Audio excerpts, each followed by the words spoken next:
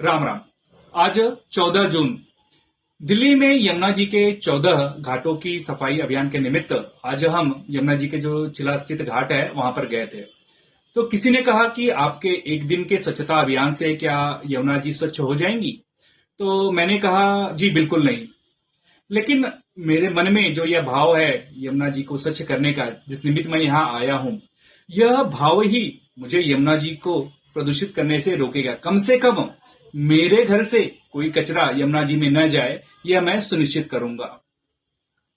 अगर हर व्यक्ति अपने मन में यह भाव रखे कि मैं यमुना जी को प्रदूषित नहीं करूंगा, मेरे घर से कोई कचरा न जाए, तो इसमें भी बहुत बड़ा सहयोग होगा।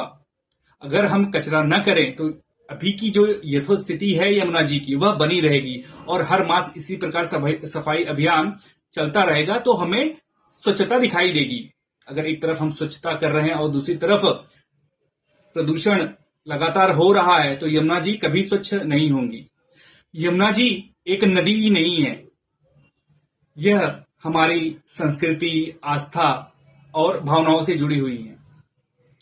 पौराणिक काल में कथाओं के अनुसार कहते हैं कि यमुना जी भगवान सूर्य की पुत्री हैं और यमराज जी की बहन है।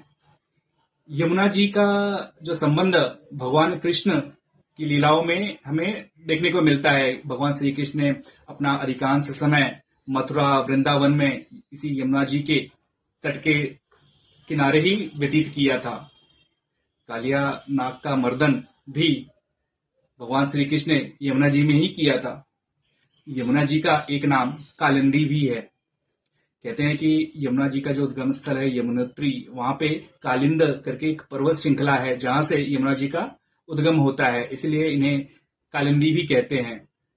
कहते हैं कि जो यमराज द्वितीय, जो भैया दूज है, इस दिन यमुना जी में स्नान करने से, उनका पूजा करने से हमें पापों से मुक्ति होती है और यमराज के भय से भी मुक्ति मिलती है। इस दिन, भैया दूज के दिन, यमराज और यमुना जी की कथा सुनने का विशेष महत्व होता है। आज के समय में हम देखेंगे कि यमुना जी कितनी प्रदूषित हो गई है। घरों का waste, industrial waste, sewer, plastic, सब यमुना जी में जा रहा है। अगर यह इसी प्रकार होता रहा तो आगे की जो आने वाली पीढ़ी है उनको पता ही नहीं चलेगा कि यमुना जी क्या थी। यमुना जी को साफ कराना क्या केवल सरकार की जवाबदारी है? हमारी जवाबदारी नहीं है। जब तक इसमें जन सहभागिता नहीं होगी तब तक यह अभियान सफल नहीं होगा। जैसा कि मैंने कहा कि कम से कम हम तो यह प्रयत्न करें कि हमारी तरफ से कोई भी वेस्ट यमुना जी में न जाए। यमुना जी स्वच्छ होंगी तभी जल और जीवों का संरक्षण होगा। और जो हम आस्थावश पूजा पाठ के बाद में हार फूल भी नदियों में प्रवाहित कर देते हैं, हवन सामग्री जो बची रहती है उसको भी प्रवाहित कर देते हैं, इससे करके भी हम यमुना जी को प्रदूषित ही कर रहे हैं। जो फूल है, हवन की जो सामग्री बची हुई है, उसको हम अपने आसपास के बगीचों में डाल सकते हैं, जमीन खोद कर उसमें गाड़ सकते हैं, न कि नदियों में प्रवाहित करें। और जो मूर्तियां भी देखते हैं कि बहुत समय गणेश उत्सव होता है या दुर्गा पूजा होती है, तो जो मूर्तियां हम विसर्जित करते हैं, मूर्तियों को बनाने में भी बहुत सारे केमिकल पेंट्स का यूज किया जाता है, चीनी मिट्टी का यूज किया जाता है, जिससे भी जल प्रदूषित होता है।